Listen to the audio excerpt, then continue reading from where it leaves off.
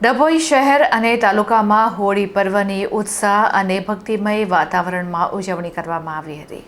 ડભોઈ તાલુકાના ગ્રામ્ય વિસ્તારોમાં હોળી ધૂળેટીના પર્વની હર્ષોલ્લાસ સાથે ઉજવણી કરવામાં આવી। ડભોઈ નગરમાં મહુડી ભાગોળ, નવીનગરી, હીરા ભાગોળ, નાંદોદી ભાગોળ, મહાલક્ષ્મી માતાના મંદિર પાસે અનોખી અને વિશિષ્ટ રીતે ઉજવણી કરવામાં આવી, ત્યારે સમગ્ર વિસ્તારનું મુખ્ય આકર્ષણ બની હતી। અહીં દર વર્ષની જેમ આ વર્ષે પણ અલગ રીતે હોલિકા તૈયાર કરવામાં આવી હતી।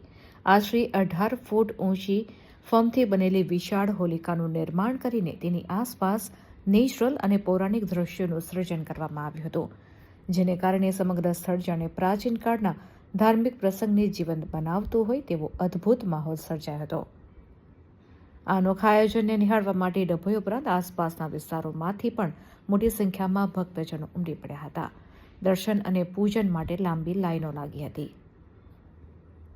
સમગ્ર કાર્યક્રમ દરમિયાન વૈદિક મંત્રોચ્ચાર સાથે વિધિવત હોલિકા પૂજન કરવામાં આવ્યું હતું, જેને કારણે વાતાવરણ અત્યંત ભક્તિમય બની ગયું હતું।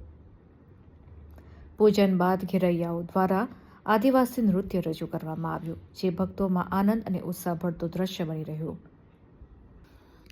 હોળી પર્વની અનોખી અને ભવ્ય ઉજવણીએ ડભોઈ નગરની ધાર્મિક પરંપરા, સંસ્કૃતિ અને સામૂહિક એકતાને વધુ મજબૂત બનાવી, જે નગરવાસીઓ માટે ગૌરવનો વિષય બની રહી છે।